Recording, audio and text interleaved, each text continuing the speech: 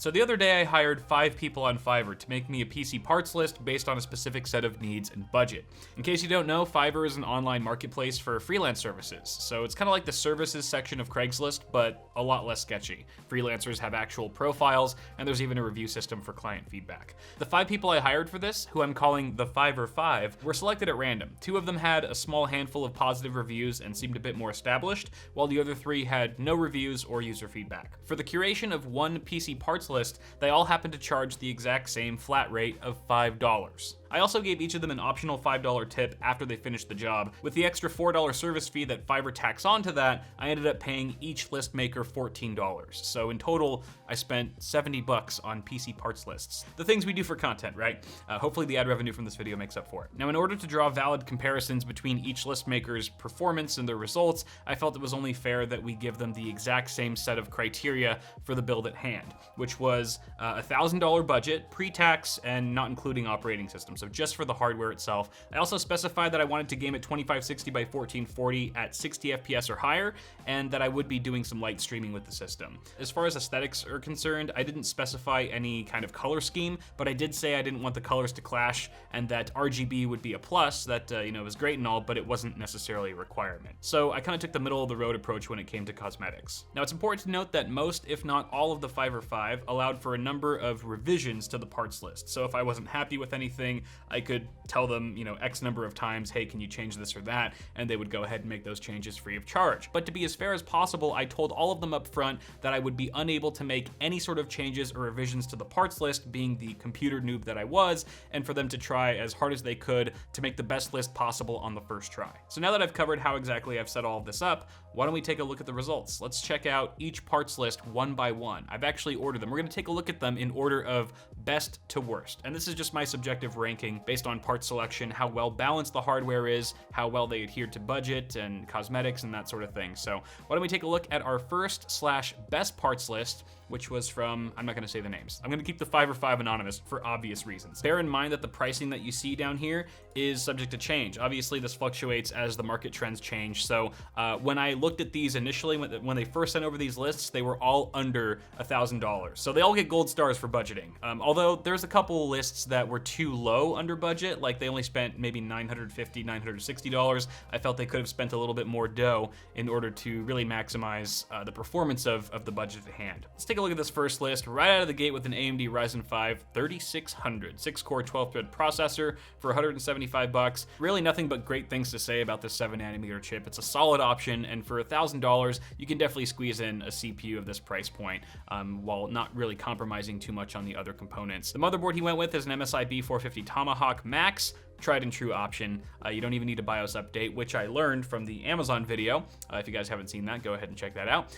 So yeah, this is a great selection, especially for $115. I think this is probably one of the best board choices he could have gone with. The memory selection is one of my few gripes on this list. He did go with a reliable Ripjaws 5 kit from G.Skill, 16 gigs, dual channel, and all that good stuff, but it's DDR4 3200 speed. I think for $1,000, he definitely could have squeezed in faster memory. Ryzen obviously favors higher memory frequency. It would have definitely helped with the FPS, and you probably could have gotten a 3600 kit of this exact model for maybe $5-10 more. His storage options seem pretty solid here. He's got a Crucial P1 1TB NVMe SSD, which is really a pretty good deal for $100, getting 1TB of NVMe storage. Not too shabby there, and a 2TB Seagate Barracuda 7200 RPM drive for roughly $50. You really can't go wrong there. So total, he's giving us 3 terabytes of storage, 1/3 of which is NVMe. So I can't really be too displeased with that. The graphics card he went Team AMD. This is a full AMD build here. Xfx Radeon Rx 5700. I do think that if he had cut some corners in other areas, he probably could have squeezed an RX 5700 XT in here, but I'm definitely not gonna scoff at RX 5700 levels of performance for $1,000. It's still a pretty decent card for the budget, and I think it pairs really nicely with the Ryzen 5 3600, so I'm not too salty about that. One thing I'll mention here is that AMD does have a recent history of driver issues with their Navi-based GPUs, including the RX 5700 and 5700 XT and so forth. They did release a driver update that, according to a lot of Radeon users online, has cleared up and resolved a lot of the issues they were seeing. But users who err on the side of caution will probably still veer towards Nvidia graphics cards just to minimize that risk of any reliability issues popping up. And while I'm sure most Radeon users are perfectly happy with their purchase, it is still something to consider if you're going to be spending $300 or more on a graphics card. For the case, he went with an NZXT H510, and this is a pretty solid purchase. I think for 70 bucks, this is right kind of where you want to be in terms of how much I would spend on a case with a $1,000 budget. I wouldn't want to go too much higher than that because this gets the job done. Unless you're doing some serious liquid cooling, you want more radiator support or something fancy, this is going to tick all the boxes and then some. It's a very attractive case. I would say he gets some aesthetic points here, but functionally too. It's got great cable management, a smart interior layout, it's got plenty of fan mounts if you want to up the airflow inside, and it's got all the modern features like tempered glass side panel, power supply shroud, and so forth.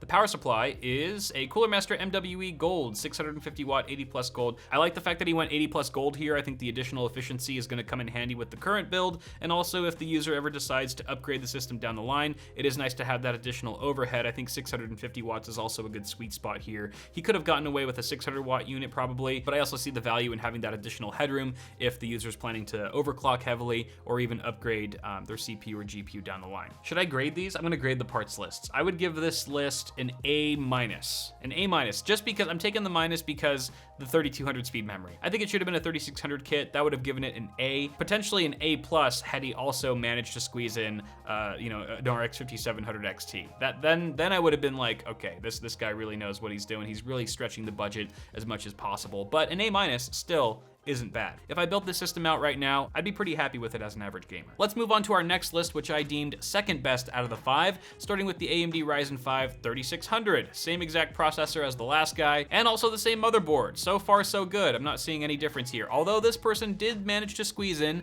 a 3600 speed kit, and it is the same G-Skill Ripjaws 5. Look at that, it's like 10 bucks more. See, validation that a 3600 kit for this build was definitely doable. So far, this list is better than the last one until you get to storage. We have a single SSD, a Crucial MX 500, 500 gig, 2.5-inch solid state drive. Not a bad drive. It's a solid, no pun intended, budget SSD. But at 500 gigs as the only drive in the system, that is too small. That's just too small for, I mean, what are you gonna install? Like Call of Duty, however big that stupid game is now. It's ridiculous. So this list was doing really well until I noticed the storage shortage.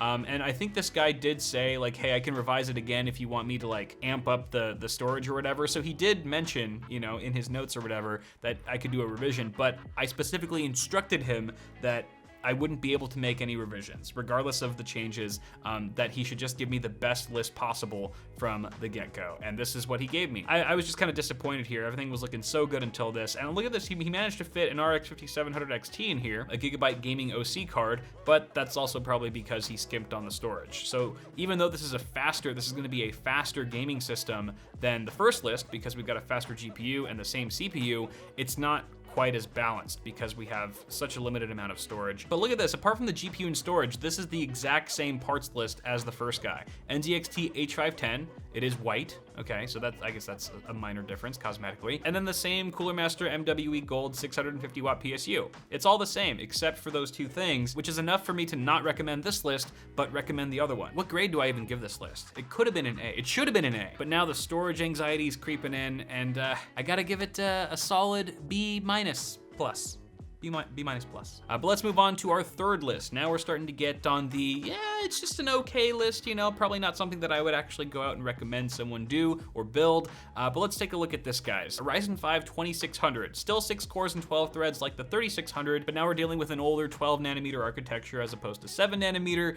And for $125, if you're gonna get the Ryzen 5 2600, why not just go with the Ryzen 5 1600 AF, which is basically just a refresh of the original 1600, but is now on 12 nanometer as opposed to 14 nanometer, which means it is essentially a Ryzen 5 2600 in disguise. Has the same core and thread count, performs pretty much on par within a negligible difference, but it's $85. We've talked about this in previous videos at length, so I just think for the money, this wasn't exactly the best value part he could have chosen for our CPU. Our motherboard is a B450 Tomahawk. This is not the max, so we would require a BIOS update if we were dropping in a Ryzen 3000 series processor, but since we're dealing with a 12 nanometer chip here, it should go in no problem. Same exact Ripjaws 5 16 gig memory kit at 3600 speed, so he got that on point, that's great. But I think the storage configuration could have been a little better here. We have a Samsung 970 EVO 500 gig M.2 Nvme SSD, solid drive. Again, there's that pun again. A very good drive, but I do feel like he skimped a little bit on the hard drive. I would have liked to see at least 1.5 or 2 terabytes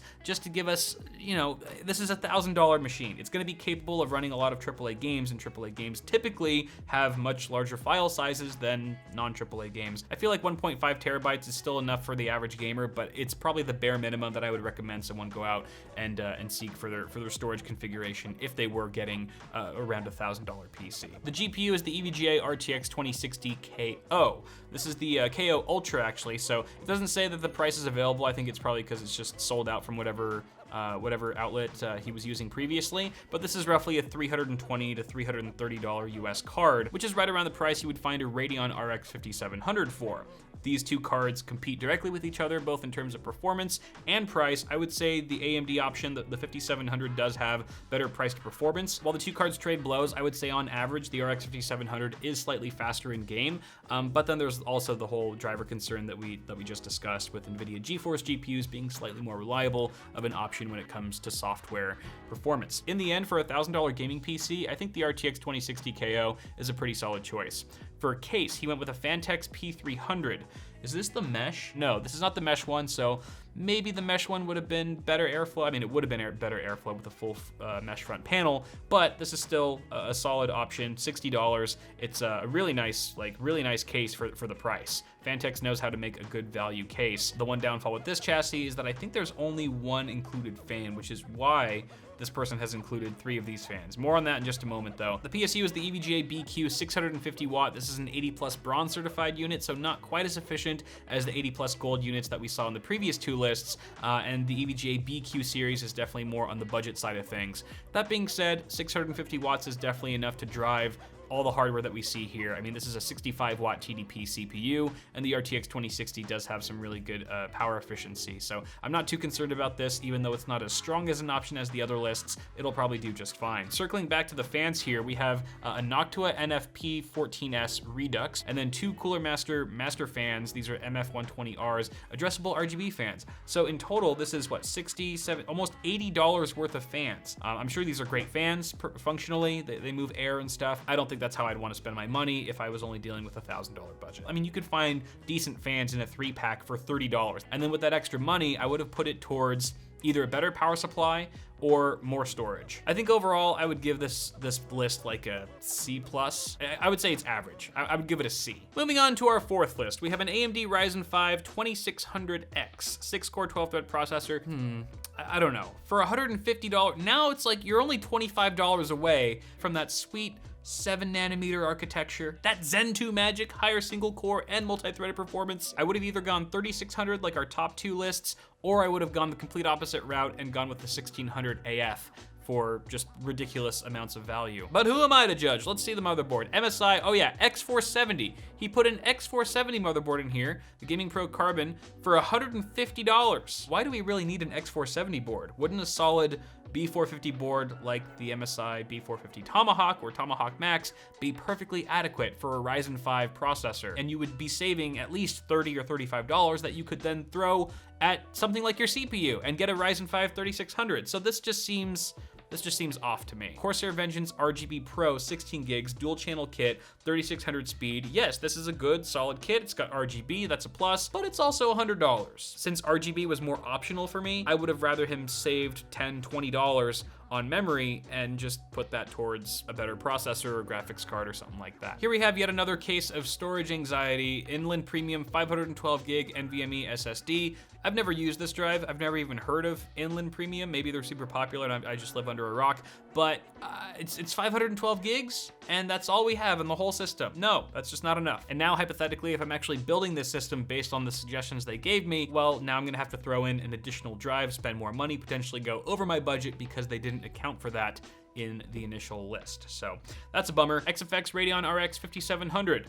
Good card. And like I said, this is a really capable card for 1440p gaming. For the case, he chose a Fantex Eclipse P350X mid-tower for 70 bucks. I mean, Fantex has been absolutely crushing it in the budget chassis market. And this is an excellent case. You know, it's got the RGB. This guy definitely listened to my RGB request. The other thing about this case is that it only has one fan included, I think. Yep, only one fan at the front. So he did add a 3-pack. This is what I was talking about. Like a value pack of fans that get the job done. These Nvme Serious Loops, a 3-pack of 120mm fans for 30 bucks. That's 10 bucks a pop. He did good on that, and that'll definitely fill out the case nicely, add some more airflow. And for our PSU, we have an EVGA 650 watt, 80 plus gold, semi-modular ATX power supply. This is a reliable unit, and I don't have a problem with it. What I do have a problem with is the storage capacity and the fact that he overspent on our motherboard and probably didn't get the best value CPU that he could have for the money. So I think the money that he would have saved on these top 2 components, he could have allocated more wisely elsewhere. Let's give this a rating. I would say C- to, I think this is a below average parts list when you consider just how much money was wasted in certain areas and the fact that, you know, you don't even have enough storage to, yeah. I'm gonna give it a D. It gets a D. Big old D. And not the good kind. On that note, let's take a look at our final list, which I'm giving an F. I'm just gonna give the grade up front because it's that bad. Ryzen 5 2600X. Already mentioned that while this is a good CPU, for the price there are clearly better options or other ways to save money and get comparable performance with something like a Ryzen 5 1600AF. Motherboard is an Asus ROG Strix X470F Gaming. So again, we have an X470 motherboard. This one's even more expensive, $170. We're approaching $200 motherboard territory for a Ryzen 5 processor.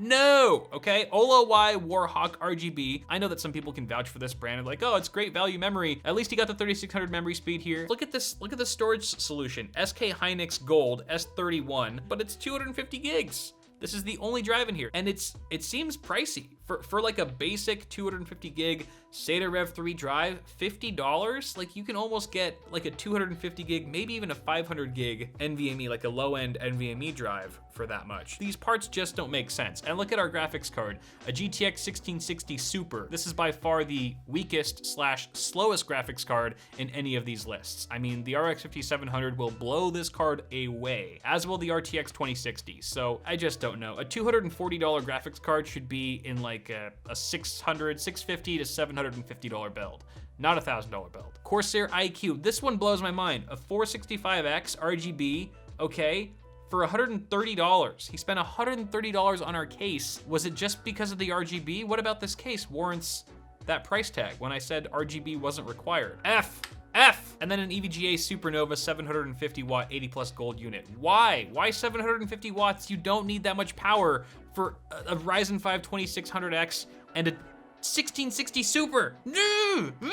What kind of scares me is that this person has probably made parts lists for other people who have paid money for those parts lists, and even worse, have maybe even gone out and purchased all of the parts that this guy recommended and then tried to build it themselves or ended up building it and then just like got a terrible deal. Solid F. Why don't we just F in chat?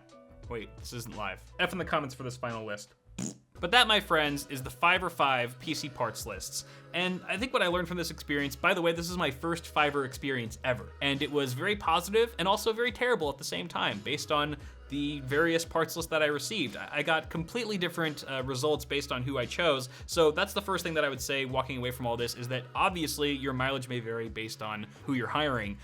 But that doesn't mean that hiring someone on Fiverr to make you a PC parts list or similar is a completely awful idea. I would just suggest finding someone who actually has a number of positive reviews under their belt, as that's sure to give you a higher chance of getting much better results. In fact, the 2 top ranking lists that we talked about today were the only 2 freelancers I hired who actually had positive reviews. So there's definitely something to be said about hiring someone with somewhat of a positive reputation. The last thing I'll say is that if you are gonna have someone make you a parts list, is that you give them as much information up front as possible. The more details you provide them, the better they're gonna be able to curate a list that's tailor-made just for you. But that's all I got, guys. Thank you so much for watching this video. Toss a like before you go if you enjoyed it. It helps a lot. And also get subscribed to the channel for more tech content coming at you really soon. Check out bitwit.tech, our merchandise store. Shirts, hoodies, mugs, pint glasses, all the things. It's a great way to help support the channel and what we do here at Bitwit. Thank you guys so much for your support on our merch store. It means a lot. Apart from that, let me know what you thought of this video. If you'd like to see me do more Fiverr experiments, or if you've got any ideas, feel free to share them down below. Thank you guys so much for watching again. Have a good one, and I'll see y'all in the next video.